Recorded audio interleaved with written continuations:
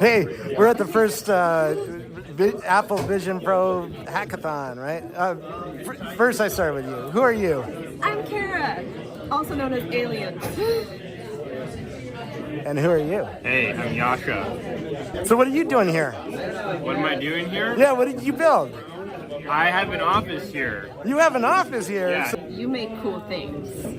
We use some cool stuff around here too. Yes. Yeah. You make some pretty Almost cool cooler than Vision Pro in some ways. Maybe even cooler with Vision Pro. Oh. There's a lot of cool stuff we build in this building. Can you give me a tour? Pretty cool. You should do a little lab tour with your... Take us on a tour right now. Yeah, you want to do a lab tour? Let's go. All right, let's go. Let's go. Because I think people will enjoy this as a camera.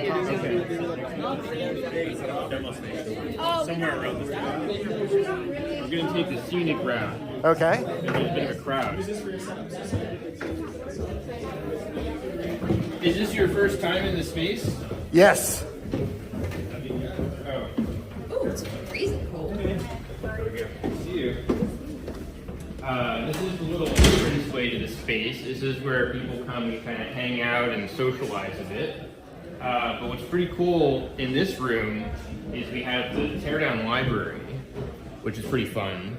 So this is kind of the brainchild of this guy named Tyler, and he put together a library card system where you can become a member of the teardown library.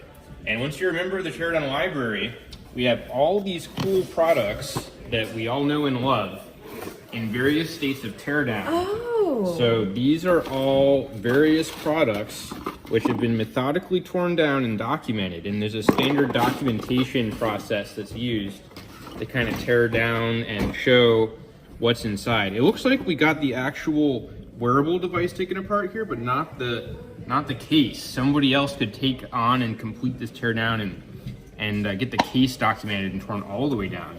But that's what this set of cardboard boxes is. It's pretty unassuming, but in reality, there's all kinds of fun little tricks in here.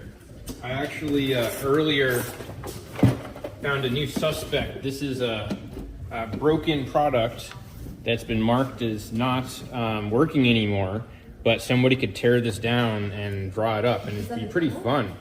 It's a cordless drill driver. Oh. It's the gyro driver though, which is cool. Usually you can kind of like point it in one direction and then rotate it to get it to rotate the driver. But it's broken, and it'd be an amazing teardown, and it could be in the library forever. And if you're trying to build a product similar to this, or trying to help somebody build a product similar to this, you could look at the teardown and start there. Because why reinvent things? Yeah. If it's already been done. Steal. Yeah. Don't copy. Steve Jobs would say, steal, don't copy. So over here, this is a little garage, and there's a bunch of different projects rolling around in here. The big one's Carbon Origins. They have their big baby out front. Ooh. The Bobcat. Oh, yeah. Yeah. But that usually comes back in here to sleep. Yeah. Ah, okay. So this is its den. Cool. In the garage. So you got a studio back here, or just? Yeah. So this is the studio part of the studio, right? Where we actually have a 360 green screen. That's what this is. So this is for generating. We make sick rap videos. Yes. Literally. I'm in. Literally sick rap Bring me my chains. Yeah. 360 We're gonna content. kickstart the demos if you guys want to see all the demos. Yeah. Thank you. Yeah. We'll finish this up real fast. Yeah. Can But- you show them? Yeah, we're getting up there, but we have this like crazy like green tube that we're inside of. Yeah. But some of the other stuff we've got going on up here in the lab. So this is like a fabrication area. There's some woodworking and metalworking equipment down here. But upstairs is usually where you can kind of find me hanging out. This is more of the laboratory setting, and so you got your standard additive manufacturing stuff and test equipment and all that. But a project that we're kind of like right in the middle of making the sausage for is a mobile laboratory automation robot. And this is kind of like a thing. Mobile laboratory. Mobile. And I say mobile because laboratory automation is actually a pretty old field. It's been around for a while. But usually what you do when you're trying to do biology you'll start with the manual process where you have a bunch of instruments on benches. Oops. I got it. And you'll have instruments on Oh, benches. there's a robot. This is the robot. And you'll kind of like walk around and you'll get your samples and your plates and you'll do your science and stuff. And the kind of like the building block of biology in labs are multi-well plates. So you'll take a plate like this and you'll do your experiment and your science in it, and you'll move it around between different things and different instruments. And when you're just doing research, it's manual. You have a human doing it. When you got to do it in volume, you'll buy one of these. So this is the robot that people use to automate their labs. It's made by a company called Brooks, and this is the Brooks arm. It's cool because it's a collaborative robot in the sense that it can run without a safety cage around it safely. Yeah. So it's relatively safe to be around compared to like a welding robot. Might hurt you, but not kill you. Exactly. But the thing that's really fun that we're trying to do is take this robot and give it legs. Well, not quite legs, trying to give it wheels. So we're going to take this robot and we're going to put it on this mobile base. And then that's going to give the robot the capability to address the entire space of an existing lab. You can flip it. Yeah. This way is that. That's- No, I just want to play with the camera a little bit. Yeah. Because this camera's insane. Yeah. So you're really seeing the early stages of integrating the system together, but the end result will be a mobile robot that can roll around a room with this arm that can grab samples and plates in a laboratory, and you can log in and remotely operate the robot in VR or AR. Sounds pretty crazy, right? So you could be in a lab right now, it's not here, doing your science. And that could be super fun. Super fun. Super fun. So that's some stuff that's some of the stuff. And if that's you're going wearing a on. Vision Pro, soon I'm going to be able to join you while you work on things in your lab, right? Exactly. Maybe you're teaching a class at Harvard or something like that. Yeah. I could teach you. You could teach me. We could both learn. Nah, how to do you it know together. more than I do. I want to learn from you. So You know, what are the that's pretty- futures of jobs building things, you know? Yeah. Is there a future in jobs?